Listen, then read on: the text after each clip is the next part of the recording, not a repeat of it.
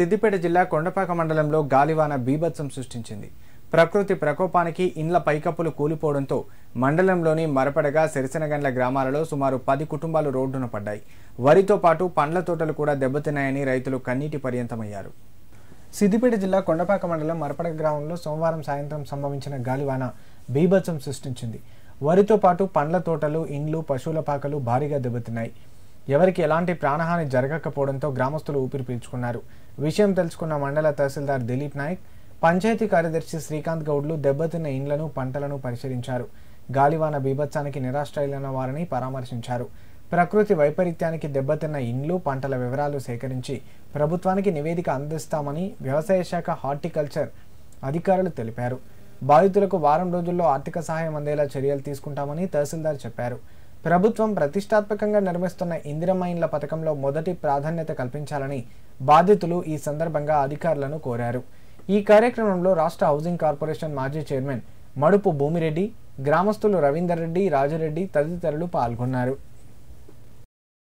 మర్పడగ గ్రామంలో నిన్న వర్షానికి అలాగే గాలి దుమారానికి కూలిపోయిన ఇళ్లను పరిశీలించడం జరిగింది. మర్పడగ గ్రామస్తుల సమక్షంలో ఏవేవైతే ఇండ్లు కూలిపోయినాయో అవన్నీ పరిశీలించి వాటికి ప్రభుత్వం తరఫున నష్టపరిహారం ఇవ్వడం జరుగుతుంది. అట్టి నష్టపరిహారం వారం రోజులలో లబ్ధిదారులకి అందజేయడం జరుగుతుంది. అదేవిధంగా ఈ గ్రామంలో మొత్తం 16 ఇండ్లు పాక్షికంగా దెబ్బతిన్నట్లు గుర్తించడం జరిగింది.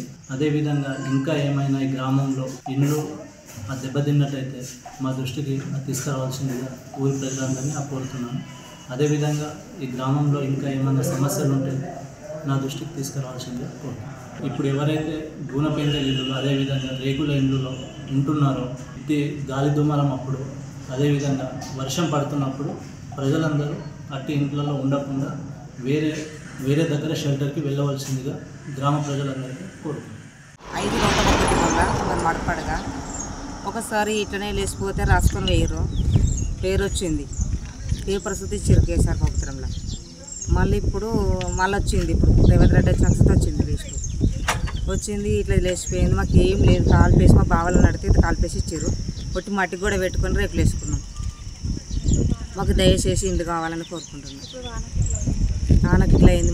మా పిల్లల తలలో అందరూ వాన వర్షానికి బయటకు వచ్చినాం, లేకుంటే అలానే ఉంటున్నాం. కొంత దూరం బియ్యము అన్నీ ఆగమాగమైన ఎటు తాగు లేకుండా అయిపోతుంది పరిస్థితి.